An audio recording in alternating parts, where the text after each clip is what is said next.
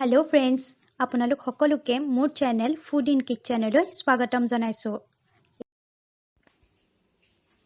আজি আপোনালোকৰ ওচৰলৈ আৰু এটি নতুন ৰেচিপি লৈ আহিছোঁ। ৰেচিপিটো হৈছে চিকেনৰ ৰেচিপি। এই ৰেচিপিটো খাবলৈ বিৰাট টেষ্টি হয়। আপোনালোকেও এবাৰ ট্ৰাই কৰি চাবচোন।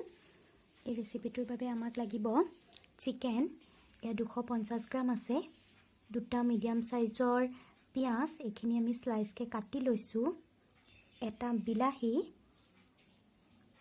জলকীয়া, কেইফুটমান নহৰু, কেইটুকুৰামান আদা, মছলাৰ বাবে আমাক লাগিব জিৰা এচামুচ, দুটা লং, এটুকুৰা ডালচেনি, এটা জলকীয়া আৰু এখিলা তেজপাত। এই গোটেইখিনি সামগ্ৰী আমি ফ্ৰাই কৰি মিক্সাৰ জাৰত পিচি ল'ম। তাৰপিছত আমি চিকেনখিনি ফ্ৰাই কৰি পেলাই এই গোটেই পেষ্টটো আমি দি দিম। গতিকে চাই থাককচোন এইটো কেনেকুৱা লাগে খাবলৈ।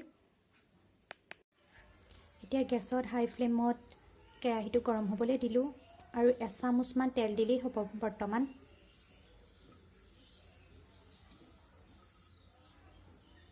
এয়া তেলখিনি গৰম হ'বলৈ আমি অকণমান সময় ৱেইট কৰিম।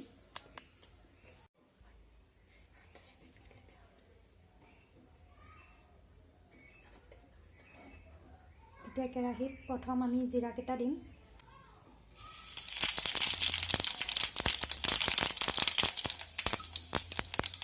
লং, ডালচেনি, তেজপাত আৰু শুকান জলকীয়াটো।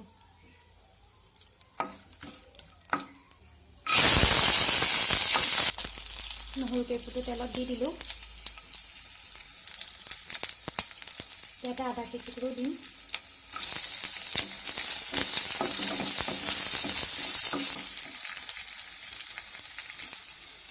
ইয়াতে পিঁয়াজখিনিও দি দিম।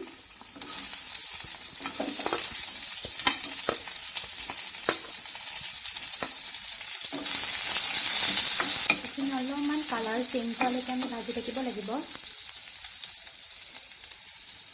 এয়া বিলাহীটোও দি দিলোঁ, জলকীয়াকেইটাও দি দিলোঁ। ইয়াত আৰু এটা আমি বস্তু ইনক্লুড কৰিম, সেইটো হৈ গ'ল কাজু।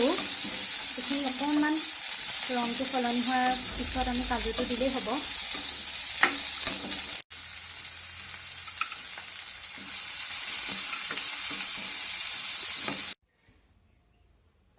এয়া আমাৰ ভজা হৈ গ'ল। ইমানখিনিলৈকে ভাজিলেই হ'ব। ইয়াৰ পিছত এইখিনি আমি মিক্সাৰ জাৰত দি পিচি ল'ম।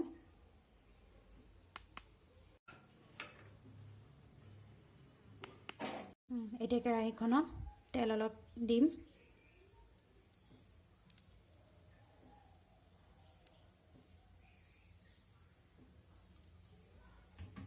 এই চিকেনখিনি অকণ মেৰিনেট কৰি থৈছিলোঁ। ইয়াতে আধা চামুচমান হালধি, অকণমান নিমখ আৰু অকণমান ৰেড চিলি পাউডাৰ দি মেৰিনেট কৰি থৈছিলোঁ। তাৰপিছত এইখিনি আমি এতিয়া ফ্ৰাই কৰি ল'ম। এয়া তেলখিনি গৰম হৈ গ'ল। ইয়াতে এতিয়া আমি চিকেনখিনি দি দিম।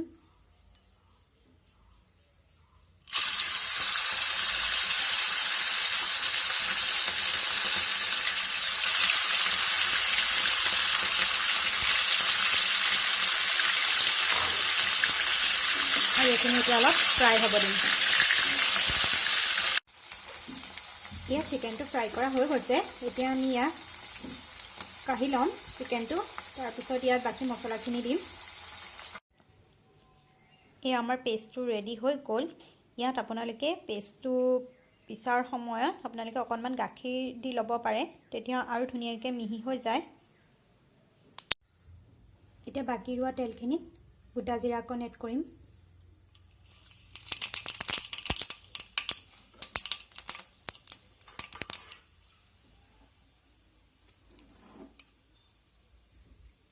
আৰু এই পেষ্টটো এতিয়া তেলত দি দিম।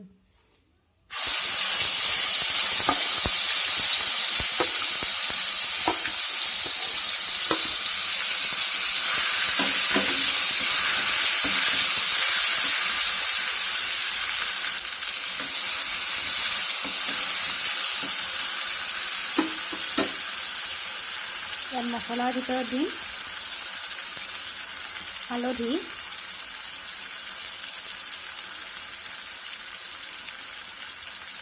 চামুচ ৰেড চিলি পাউডাৰ,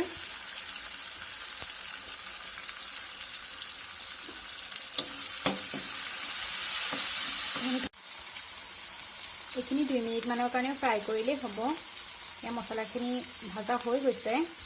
ইয়াতে আমি এতিয়া চিকেনখিনি দি দিম।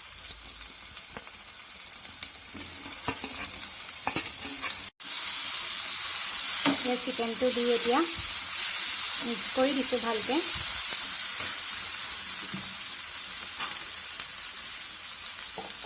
আৰু ইয়াত সোৱাদ অনুসাৰে নিমখ অকণ দিব।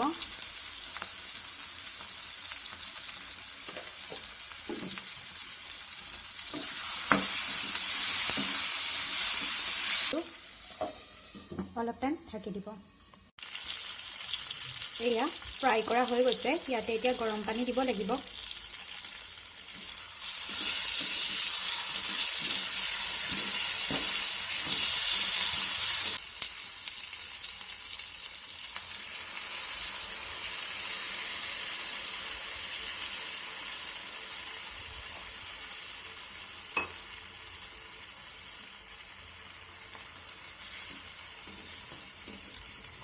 এতিয়া এইখিনি ভালকৈ মিক্স কৰি অলপ টাইম উতল অহালৈকে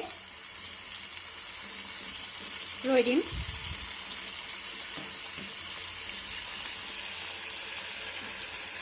উতল আহিলেই গৰম পানী দিলে সোনকালে উতলি আহে।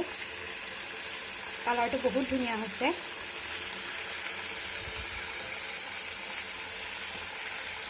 এয়া চাওক,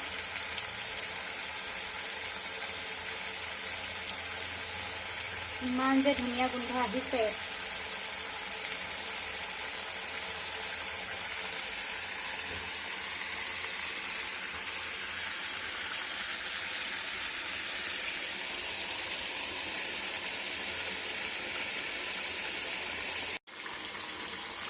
এয়া আমাৰ তৰকাৰীখন ৰেডি হৈ গ'ল। আমি ইমানটো জোখে ৰাখিম। আপোনালোকে ইয়াতকৈ ডাঠ কৰিব পাৰে। চিকেনটো সিজি অহালৈকে চাব, সিজিলেই অফ কৰিব পাৰিব। এতিয়া গেছৰ ফ্লেমটো অফ কৰি দিলোঁ। এয়া আমাৰ চিকেনৰ ৰেচিপিটো ৰেডি হৈ গ'ল। এয়া আমাৰ চিকেনৰ ৰেচিপিটো ৰেডি হৈ গ'ল। কালাৰটো যে বহুত ধুনীয়া হৈছে আৰু খাবলৈ বিৰাট টেষ্টি হৈছে। আপোনালোকেও খাই চাব। ইয়াক যিকোনো লগতে আপোনালোকে খাব পাৰে। ৰুটি, পৰঠা, নান, ভাতৰ লগতো খাব পাৰে। খাই চাব আৰু জনাব কেনেকুৱা পায়। যদি ৰেচিপিটো আপোনালোকৰ ভাল লাগিলে তেনেহ'লে লাইক আৰু শ্বেয়াৰ কৰিব, লগতে চেনেলটো ছাবস্ক্ৰাইব কৰিব।